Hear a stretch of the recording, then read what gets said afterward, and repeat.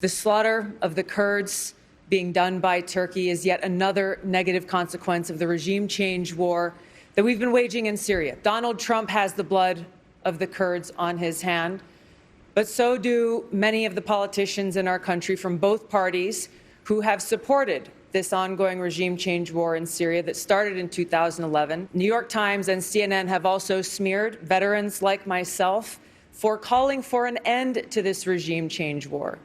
Just 2 days ago, the New York Times put out an article saying that I'm a Russian asset and an Assad apologist and all these different smears. This morning, a CNN commentator said on national television that I'm an asset of Russia.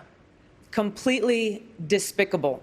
And I would make sure that we stop supporting terrorists like al-Qaeda in Syria, who've been the ground force in this ongoing regime change war.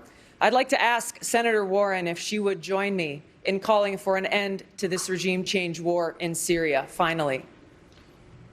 So really what you're saying, Mayor Pete, is that you would continue to support having U.S. troops in Syria for an indefinite period of time to continue this regime change war that has caused so many refugees to flee Syria, that you would continue to have our country involved in a war that has undermined our national security. You would continue this policy of the U.S. actually providing arms and support to terrorist groups in Syria like al-Qaeda, HTS, al-Nusra, and others, because they are the ones who have been the ground force in this regime change war. That's really what you're saying. As people look to this automation revolution, they look to uncertainty. They don't know how this is going to affect their jobs and their everyday lives. And I agree with my friend Andrew Yang. I think universal basic income is a good idea to help provide that security so that people can have the freedom to make the kinds of choices that they want to see. I do not believe a federal jobs guarantee is the way to do that.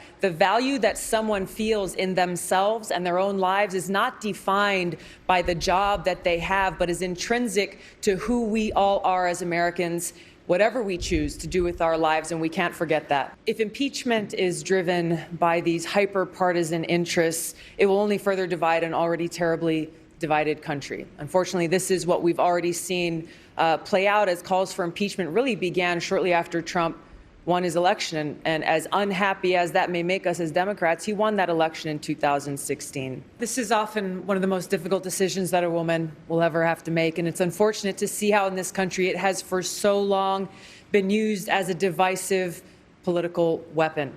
I agree with Hillary Clinton on one thing, disagree with her on many others, but when she said abortion should be safe, legal, and rare, I think she's correct. We see how the consequences of laws that you're referring to can often lead to a dangerous place, as we've seen them as they're passed in other countries, where a woman who has a miscarriage past that 6 weeks could be imprisoned because abortion would be illegal at that point.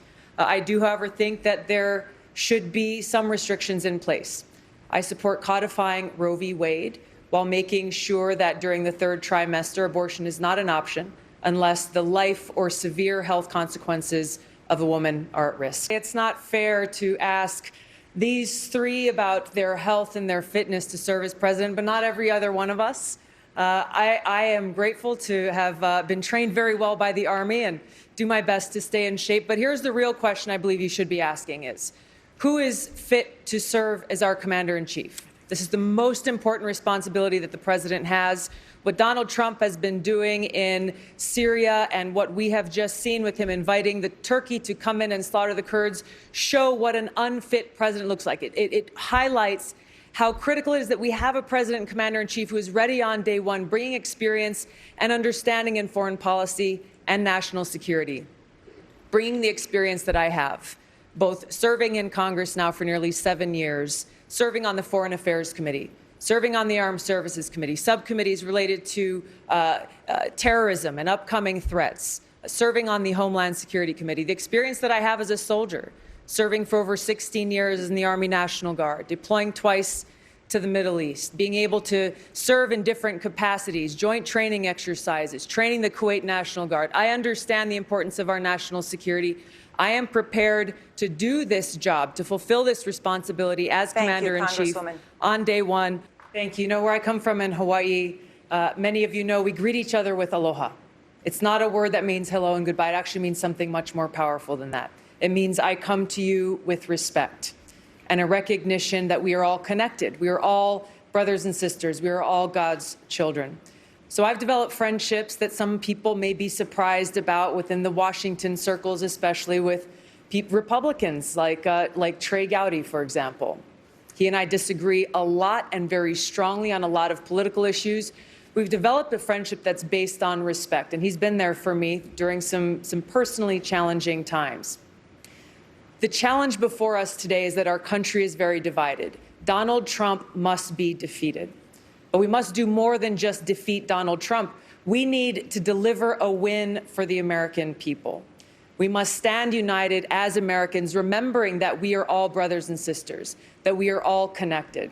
This is the kind of leadership that I seek to bring as president, inspired by the example of presidents like Abraham Lincoln, who talked about how we should have malice for none and charity for all. When I look out at our country, I don't see deplorables. I see fellow Americans, people who I treat with respect, even when we disagree and when we disagree strongly. I will work to restore a White House that represents light and compassion and respect for every American, regardless of race, religion, orientation, gender, or political affiliation.